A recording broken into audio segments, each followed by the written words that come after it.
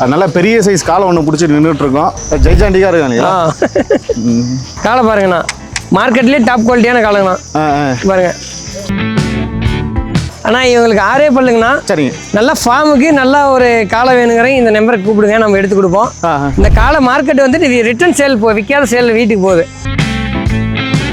நம்ம வந்து இன்னைக்கு மொத்தம் எத்தனை உருப்படி மாடு வாங்கியிருக்கீங்க? நான் நீங்களாம் ஒரு 40 மாடு பக்கம் இருக்குண்ணா. 40 மாடு பக்கம் இருக்காங்க. ஆமாண்ணா. இப்போ வந்தாலும் இந்த மார்க்கெட்டை பொறுத்த வரைக்கும் சரிங்கண்ணா, ஒரு வாரம் விலை அதிகமாக இருக்கும், ஒரு வாரம் விலை கம்மியாக இருக்கும். அதனால வந்து நம்ம தொடர்ந்து 2 வாரம் வந்தால் தான் இந்த மார்க்கெட்டோட வேல்யூஷன் என்னங்கிறது தெரியும் நம்மளுக்கு. எடுக்கணும்னு ஆசைப்பட்டேங்க. ஒரு மாடு எடுக்கலாம் தான் வந்தா 3 மாடு எடுத்துட்டாரு. 3 மாடு எடுத்துக்கலாம். ஒரு மாடு எடுக்க வந்த இடத்துல 3 மாடு எடுத்துட்டாருண்ணா. ஏன்னா அந்த அளவுக்கு தரமாக செலெக்ஷன் பண்ணி கொடுத்துருக்கோம்.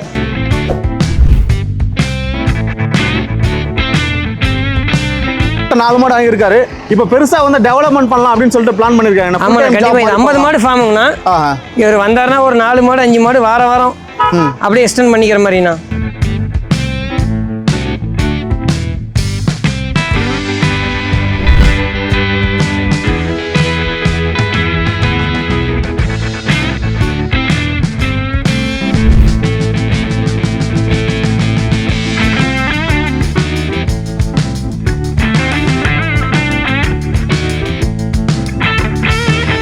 அண்ணா வணக்கம். வணக்கண்ணா. சிந்தாமணி சந்தையில் நல்ல பெரிய சைஸ் காலை ஒன்று பிடிச்சி நின்றுட்டு இருக்கோம். ஆமாண்ணா.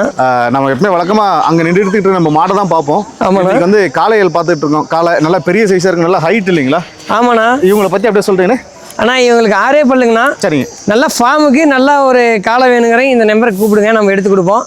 இந்த காலை மார்க்கெட் வந்துட்டு ரிட்டர்ன் சேல் விற்காத சேல் வீட்டுக்கு போகுது. சேல்ஸுக்கு வந்துருச்சு, பட் விற்கல. அது திரும்ப ரிட்டர்ன் போகுதுங்கன்னா திரும்ப அடுத்த வாரமும் வரும். நீங்க இந்த காலை வேணும்னு நம்ம நம்பருக்கு கால் பண்ணுங்க, நம்ம எடுத்து கொடுத்துறோம். நம்பர் தெரியும் நம்மளுக்கு, காலைக்காரரு, அவர்கிட்ட பேசி நாங்கள் எடுத்து கொடுத்துறோம். சரிங்கண்ணா. நல்ல பெரிய சைஸ். இது காலைக்கு பயன்படுத்தல, பூச்சி பயன்படுத்தல. ஆமாண்ணா. பாருங்க எப்படி சைஸ் பாருங்கண்ணா.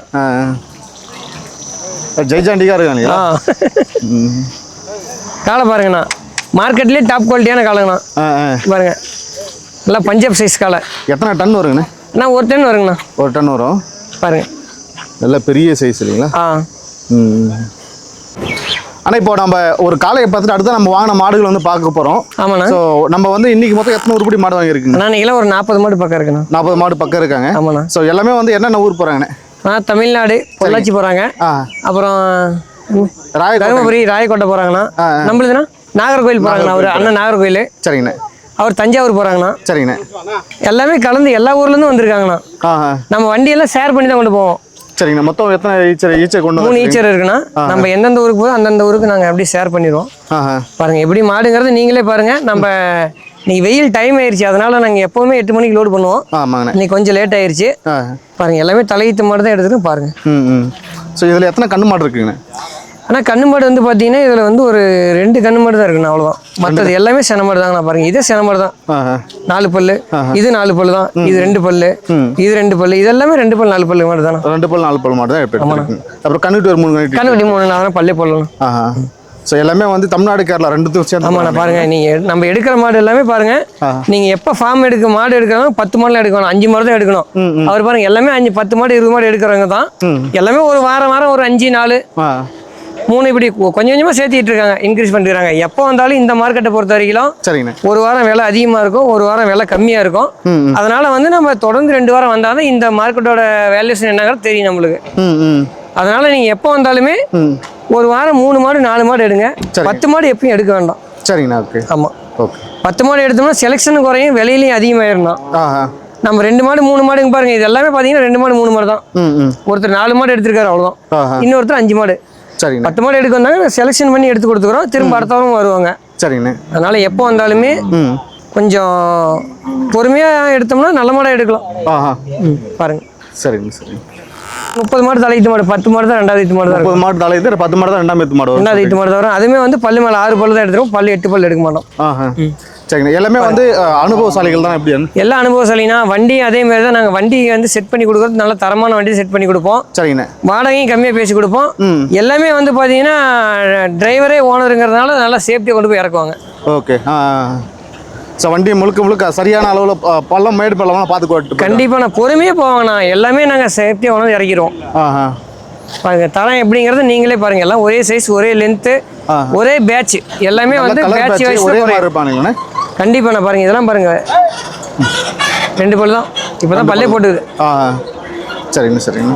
இது 2 பல்லு, இது 2 பல்லு தான். எல்லாம் பட்ஜெட் வைஸ்ல எடுத்துருக்கணும். சரிங்கண்ணா சரிங்க. சரி அப்படியே ஒரு மாடு பார்த்துலாங்களா? ஓகேண்ணா.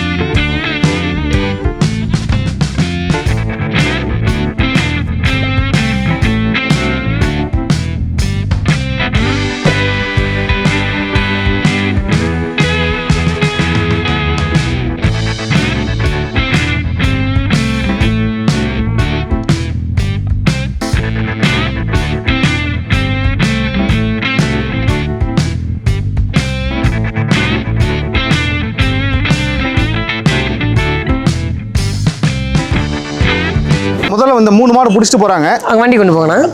ராயக்கோட்டைக்கு போறாங்க இல்லைங்களா? ஆமாண்ணா. இந்த 3 மாடுமே தலையீத்து மாடு. 3மே வந்து பார்த்தீங்கன்னா ஒரே மாதிரி பேட்ச். 3மே தலையீத்து மாடுங்கண்ணா. எல்லாம் 2 பல்லு போடாத மாடு தான் எடுத்துருக்கு. பாருங்க எல்லாம் பாருங்க அக்கா தங்கச்சி மாதிரி. அவர் அண்ணா ஒரு வார்த்தை அப்படி பேசுறீங்கண்ணா. அண்ணா நம்ம ராயக்கோட்டை சொன்னீங்க, உங்க பேருங்கண்ணே? ராஜா. ராஜா. நான் மாடு நல்லா எடுத்து கொடுக்குற சக்தியானே? சத்தியம் நல்லா இருக்கு.